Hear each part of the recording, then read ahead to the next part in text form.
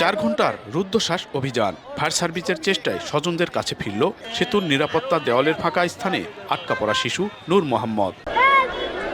স্বজনরা জানান, মঙ্গলবার সকাল 10টার দিকে শিশু নূর মোহাম্মদ সহ আরও 3 জন সুলতানপুর সেতুতে যায়। সেখানে নিরাপত্তা দেওয়ালের ফাঁকা স্থানে কবুতরের বাসা থেকে বাচ্চা ধরতে ভিতরে ঢোকে সে। এরপর সেখানে আটকে যায় শিশুটি। তার সঙ্গে থাকা অন্য শিশুরা বিষয়টি বাড়িতে গিয়ে জানালে এলাকায় ছড়িয়ে পড়ে। নদীর দুপাশে ভিড় করেন উৎসুক জনতা। 1 ঘন্টা 1.5 ঘন্টা আর খবর দেয় না। পরে আরেক বাচ্চা যা করছে যে মামা আপনার লাঠি আটকে গেছে ব্রিজের ফাঁকের মধ্যে। ভিতরে ছিল এই যে কবিতর আর ঘুঘু পাড়ার জন্য এই ঢুকছে, ঢুকে আর কি বাড়াতে পারেনি। পরিবারের বাচ্চাদের খেয়াল রাখা উচিত।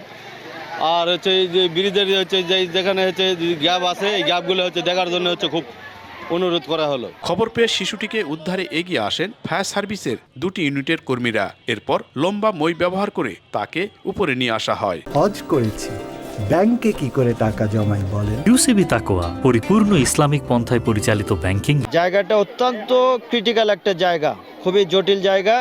সেখানে আসলে কোনো মানুষ প্রবেশ করার মতো বা দাঁড়ানোর মতো কোনো জায়গা ছিল না।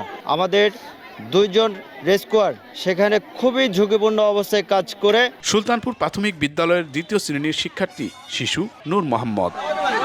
এমআর রকি, সময় সংবাদ, নওগাঁ।